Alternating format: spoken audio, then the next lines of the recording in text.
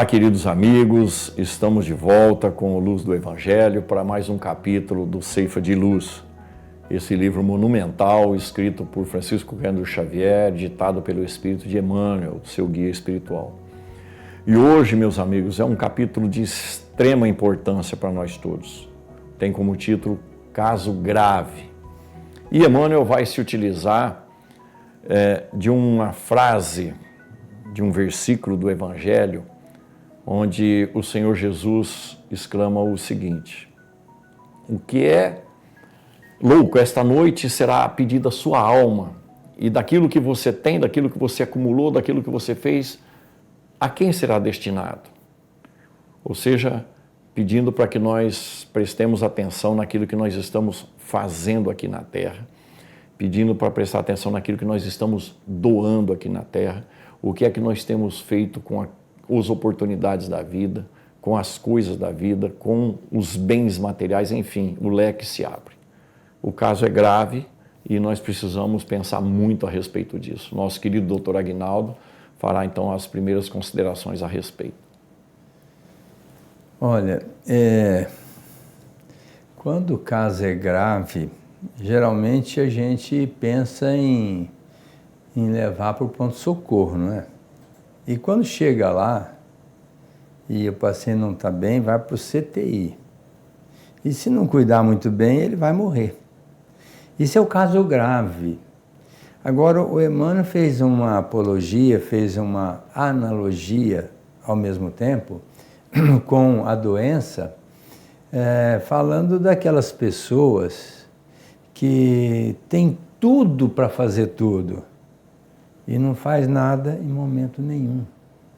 E ele coloca isso como uma coisa muito grave, porque quando a gente vem para a Terra, a proposta é fazer o bem. E aí você recebe um corpo perfeito, você tem uma família maravilhosa, muitas das vezes você tem uma inteligência soberana, tem uma condição socioeconômica muito boa.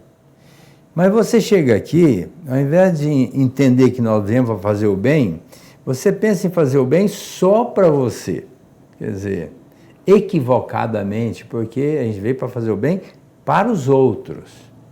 E aí nós pensamos em fazer o bem só para nós. E ele vai, na sequência, dissecando, né, essas oportunidades. Da pessoa, por exemplo, que tem um casamento perfeito, feliz da vida, está lá curtindo a família, está tudo bem.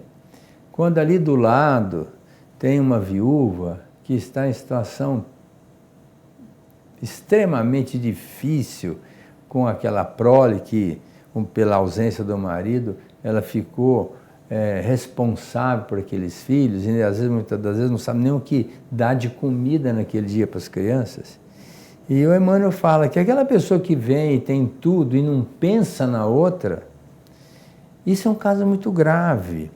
Quando a pessoa tem dinheiro sobrando e não pensa naquela criança que está morrendo de fome e que pode fazer mais alguma coisa, isso é um caso grave.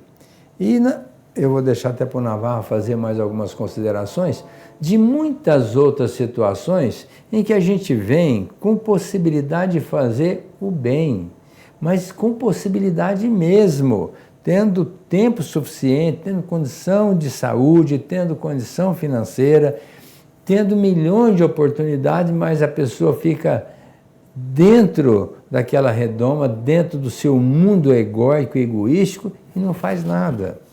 E aí então a gente vai perceber a gravidade disso. Essa pessoa está, como diz o Emmanuel, mais pronta para ser internada no pronto-socorro da nossa oração, permitindo às criaturas que tenham piedade dela. Porque se ela não tiver alguém que se apiade dela e ore por ela, essa pessoa vai ser realmente reclusa no mundo espiritual, carecendo de um atendimento imediato, do pronto-socorro e quem sabe até de uma UTI, quando teve tudo aqui para fazer o bem e não fez. Nós poderíamos aqui, meus amigos, trazer para as nossas reflexões uma passagem muito interessante e altamente reveladora,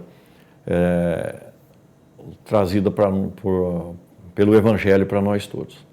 Houve uma oportunidade que o evangelista nota que o Senhor Jesus foi procurado por um jovem doutor da lei. E esse jovem doutor da lei fez uma pergunta ao Senhor: o que é que eu preciso fazer neste mundo para conseguir o reino dos céus no outro mundo, ou na outra vida, ou depois dessa vida? O que é que ele está perguntando? Quais são as atitudes, qual é o meu comportamento que eu devo colocar no dia a dia de minha vida para que eu tenha direito, entre aspas, ao céu depois dessa vida? Porque o que nós mais desejamos é a felicidade. Nós queremos ser felizes o tempo todo e muito mais depois dessa vida. O Senhor Jesus devolveu a ele duas perguntas em resposta. O que é que está escrito na lei? O que é que você lê na lei? E o Senhor está se referindo à lei contida no Velho Testamento. E ele disse então para o Senhor Jesus: olha, no Velho Testamento, ou na lei, está escrito que é amar a Deus sobre todas as coisas e ao próximo como a nós mesmos. E o Senhor Jesus disse para ele: pois então você faça isso e você terá direito à felicidade, ao reino dos céus. O que é que o Senhor Jesus definiu aí para nós? Que só haverá a possibilidade de um ambiente que nós poderíamos chamar de céu e, consequentemente, de felicidade, se nós envolvermos em nossas vidas o próximo, fazendo para o próximo aquilo que nós queremos que seja feito para nós. Então é básico no ensino do Senhor Jesus, fundamentado nos princípios do Velho Testamento, que sem o próximo nós não entramos no céu. Mas nós aprendemos com doutrina espírita que o reino dos céus, como disse Jesus, está dentro de nós, está no meio de nós. E a doutrina espírita vai explicar para a gente que a lei de Deus está inscrita dentro da nossa própria consciência. Como a lei de Deus é a lei de amor, sempre que a gente se afastar daquilo que é considerado amor, ou seja, que é dar para alguém aquilo que nós gostaríamos que fosse dado para nós haveremos de entrar num processo de sofrimento que a gente acabaria por chamar de inferno. Então, rapidamente a gente chega à conclusão que em vivendo aqui na Terra não há outra solução para a construção da felicidade do que a prática do bem.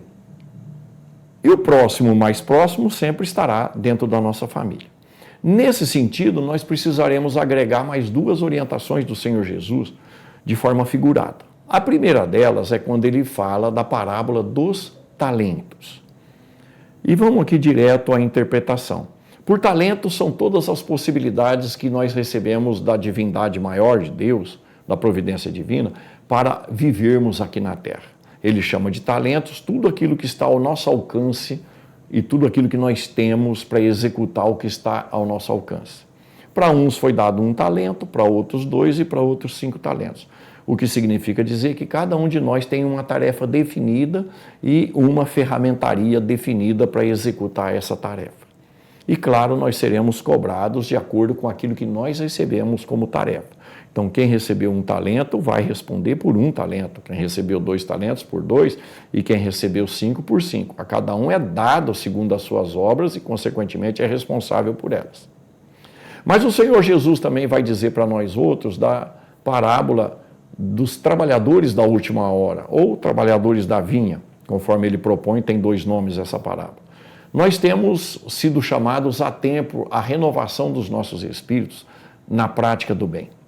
Tem aqueles que começaram logo no primeiro instante que nós, seres humanos, adquirimos a consciência no campo da espiritualidade, no campo da cristandade ou no campo da irmandade. E tem aqueles, como nós outros, que estamos chegando na última hora. Qual é a última hora? É um período que nós temos concedido por Deus para que nós exercitemos aquilo que é natural nosso, em nós. Consequentemente, nós estamos numa escola de aprendizado da lei de amor, para que a gente possa mudar para uma outra escola, que é o tão chamado mundo de regeneração. Então, a parábola dos talentos indica para nós que nós temos as ferramentas necessárias para fazer o que precisa ser feito, porque a única condição reencarnatória do espírito aqui, segundo nós aprendemos em doutrina espírita, é praticar o bem. E isso é que vai promover, entre aspas, o céu para nós vivenciarmos.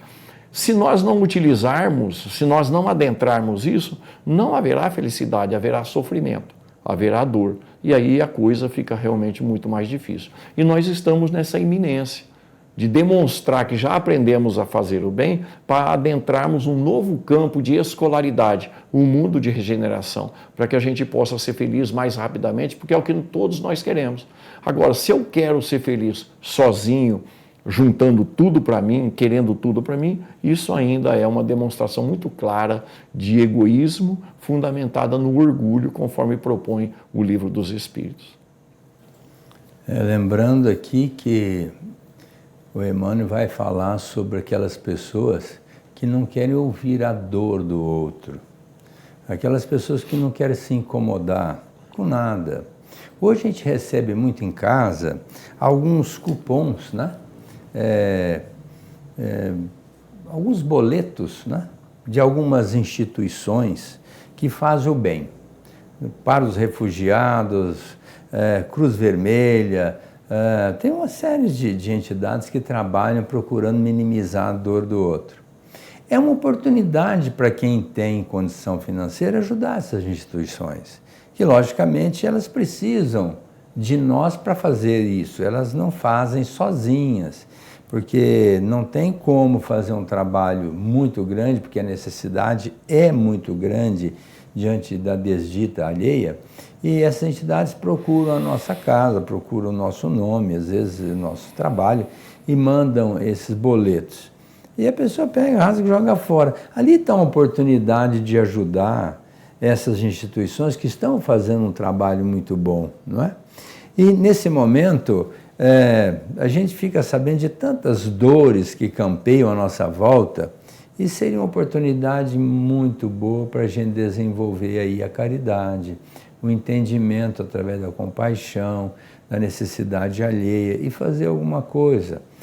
Deus sempre está batendo na nossa porta, nos chamando para o trabalho no bem. Acontece que a pessoa ela fica muito envolvida com o seu trabalho, com a sua necessidade vigente e não pensa um pouquinho na necessidade do outro. Dauphine Girardin é um espírito que escreveu no Evangelho segundo o Espiritismo que a verdadeira desgraça não é perder um filho, um parente, perder o emprego, perder a saúde, não é ser caluniado e assim por diante, aquilo que a gente considera uma verdadeira desgraça, assim, perdi, né? Perdi, então perde a paz, perde o dinheiro, perde a família e assim vai declinando como uma verdadeira desgraça, uma desgraça que aconteceu na minha vida. Então, Dauphine Girardin vai dizer exatamente o contrário. Isso não é, vamos dizer assim, desgraça. Isso é um aprendizado que nós vamos tirar por conta das nossas imperfeições que ainda nos levam a sofrer essa experiência. Mas ela acrescenta que a verdadeira desgraça é você ter condições de fazer o bem e não fazer. E o Emmanuel vai colocar agora como sendo um caso grave. Dauphine Girardin coloca como uma verdadeira desgraça você não fazer o bem. O caso grave que Emmanuel chama a atenção é exatamente isso, você ter condições de não fazer. Aí passa pela vida. Emmanuel vai advertir.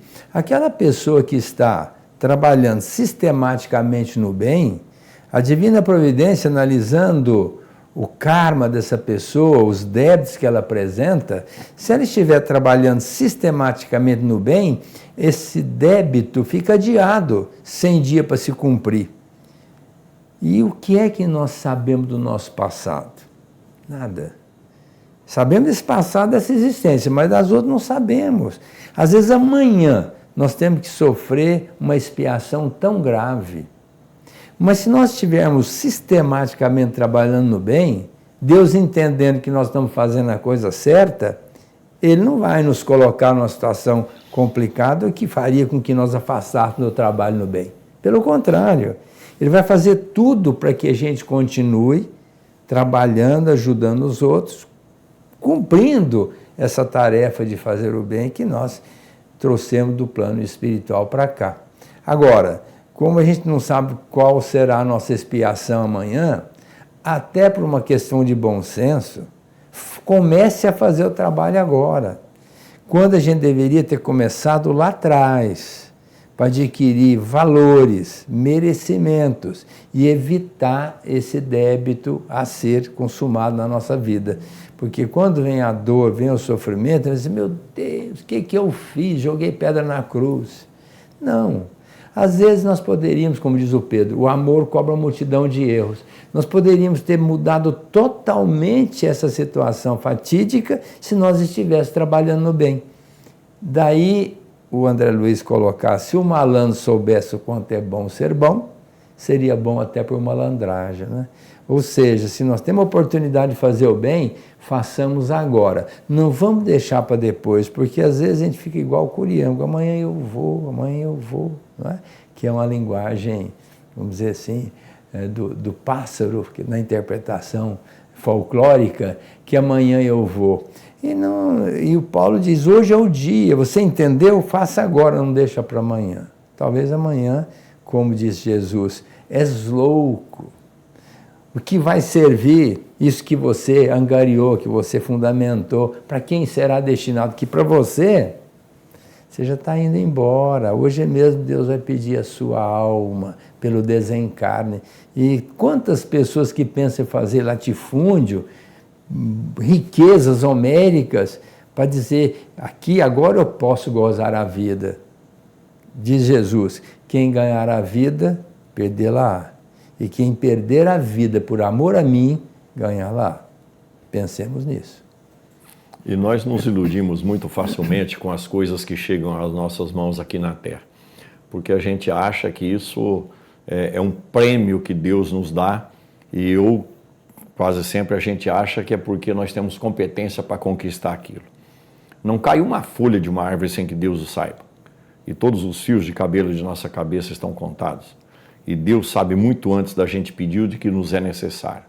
Então, todas as possibilidades que nós temos aqui na Terra, tudo aquilo que nos é dado aqui na Terra, não é por merecimento dos nossos espíritos, mas é um investimento que a divindade está utilizando para que nós possamos recuperar o tempo perdido e alcançar mais rapidamente uma boa condição espiritual. Então, reter coisas ou gozar das coisas que a gente consegue, num sentido pessoal, num sentido egoístico, só é prejudicial a nós próprios. E nós, ainda assim, teremos que acrescentar aquele prejuízo que a gente deixa recair no ombro alheio pela nossa ausência de atitude, pela nossa ausência de atividade. Então é muito importante que a gente compreenda, e é isso que a doutrina espírita está nos levando, que nós somos seres imortais, que temos necessidade de nos desenvolvermos. Uma única existência não é possível, como disse Jesus, para chegarmos ao céu. Ele disse para Nicodemos, ninguém verá o reino dos céus, ou seja, terá a felicidade plena, natural, se não nascer de novo. Cada vida, portanto, cada reencarnação, portanto, passa a ser uma santa oportunidade de crescimento. Então nós não temos aqui outra coisa senão um prêmio dado por Deus para que nós possamos crescer espiritualmente. Mas não há possibilidade de crescer espiritualmente se não for através da prática do amor. Ora, o amor é dar alguém de si para melhorar a vida alheia. Não há prova maior de amor do que dar alguém a sua própria vida pelo outro, disse Jesus. O que significa dizer que mais do que nunca nós precisamos compreender que as coisas que nós temos ao nosso alcance, nas nossas mãos, elas podem evidentemente ser utilizadas a nosso favor, mas não tudo a nosso favor. E quanto mais nós abrimos mão de nós para o outro, mais nós seremos capacitados no campo daquilo que se chama caridade. Ora, caridade é um tema recorrente na doutrina espírita. Por quê? Porque fora da caridade não há salvação, vai escrever Kardec no capítulo 15 do Evangelho segundo o Espiritismo. E o que é a salvação? Nós atingirmos um estado de felicidade, seja aqui, seja depois dessa vida. E claro que em termos de religião, salvação é depois dessa vida. Mas salvação significa não entrar no céu, mas sim escapar do fogo do inferno, né? Segundo a mitologia religiosa. O que significa dizer que se eu quiser me salvar da minha própria consciência, eu preciso aprender a amar, eu preciso praticar o amor. E o amor, na prática, é caridade. E lembremos-nos, então, meus amigos, daquilo que Kardec perguntou aos benfeitores espirituais. Qual é o verdadeiro sentido da palavra caridade, segundo a entendia Jesus? Kardec poderia definir caridade, qualquer espírito da codificação poderia definir caridade, mas ele quis saber do governador espiritual do planeta, do criador do planeta, daquele que é o condutor dos homens vinculados ao planeta. E os espíritos disseram que para o Senhor Jesus, caridade é benevolência para com todos. Percebamos que benevolência para com todos significa ser bom em todos os sentidos: moral, psicológico, intelectual e material. Indulgência para com as imperfeições alheias, porque eu tenho que reconsiderar o que eu penso com as imperfeições alheias, porque eu também estou abarrotado de imperfeições. E perdão das ofensas. Por que perdão das ofensas? Todo mundo erra, eu erro também. Então percebamos que a caridade, segundo propõe a doutrina em cima do Evangelho do nosso Senhor Jesus Cristo, é ser bom o tempo todo para as pessoas. E ser bom significa promover o progresso. Promover o progresso moral das pessoas, o progresso psicológico, o progresso intelectual, o progresso social em decorrência, mas, sobretudo, o progresso para todos nós. Então, não há possibilidade de passarmos pela vida para alcançarmos um bom termo, senão pela prática do bem. Pensemos nisso. Como nós somos reencarnacionistas, eu entendo que a reencarnação é a forma de Deus perdoar os nossos pecados. O que é pecado? É transgredir a lei, é ir de encontro, ferindo as propostas divinas, e aí surge o pecado. Como é que nós vamos nos redimir disso? Está lá no livro Céu e Inferno, Justiça Divina. Primeiro, a gente tem que arrepender das absurdidades que nós nos permitimos. Segundo, nós temos que expiar o débito, sofrer as consequências, porque senão a gente não aprende. Dificilmente a gente aprende com as coisas fáceis, a gente vai aprender com as difíceis, quando a gente sofre, não, agora eu entendi.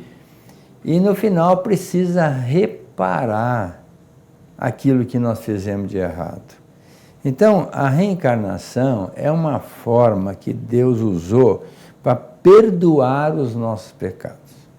Ou seja, se nós falimos, somos todos falidos e falíveis, como diz o nosso querido Emmanuel, mentor do Chico Xavier, à época da sua estada aqui na Terra. Somos almas falidas e falíveis, ou seja, já falimos em encarnações pretéritas e com possibilidade falimos novamente. Então, por isso a gente precisa ficar muito atento. Espíritas, disse o Cristo, amai-vos, mas instruí-vos. Então vamos entender o que significa essa oportunidade homérica de crescimento, que é a estada aqui novamente. Como é que não vamos adquirir perfeição numa existência? Em 2, em 3? Não. Nós já tivemos milhares de experiências no corpo físico. Voltamos para a nossa pátria, que é espiritual, e nós vamos, como disse o Navarro, nós precisaríamos pensar que vamos reencarnar. E como é que nós vamos reencarnar na próxima? De acordo com aquilo que nós fizemos hoje.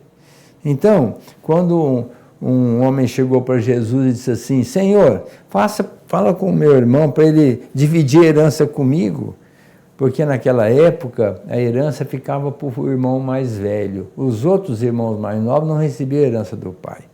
E a mãe viúva ficava num sofrimento imenso, porque para ela também não sobrava nada. E o irmão, numa situação difícil, sabendo que o outro estava muito bem, recebendo toda a herança do pai, ele disse para Jesus, Senhor, fala para ele dividir a herança comigo. E aí Jesus disse para ele, meu filho, eu não vim aqui para fazer isso. Quem te disse que eu vim aqui para fazer isso? Mas olha, cautela-te contra a avareza, porque não se mede a vida do homem pelo que ele possui. Então tem muita gente que tem muito dinheiro, muita condição socioeconômica, tem inteligência, tem título, vamos dizer, acadêmico, vive com a biblioteca homérica e não ensina nada a ninguém, tem dinheiro e não ajuda ninguém, tem capacidade mental de orientar e não orienta, tem capacidade de ouvir e não ouve. E aí a gente vai percebendo como é que vai ficar a reencarnação dessa pessoa na futura experiência aqui na Terra. Vai ser colorida? Não. É que Deus castiga? Também não.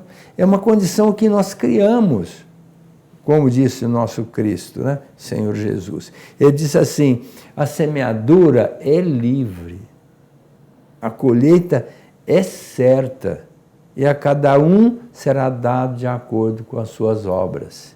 Por isso, Chico, a sua época aqui na Terra, ele falou isso sobejamente. Fazei todo o bem possível hoje, porque amanhã ele, o bem, será o nosso único advogado. Do outro lado, ninguém vai perguntar quem você foi, que família você pertencia, que título acadêmico você tinha, que condição você ostentou. Não.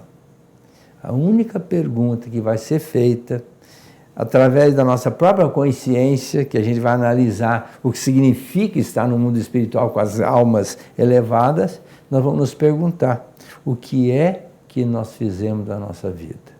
Essa atual, porque ela amanhã será o retrato do que nós fizemos hoje. Como hoje nós estamos retratando o que nós fizemos ontem.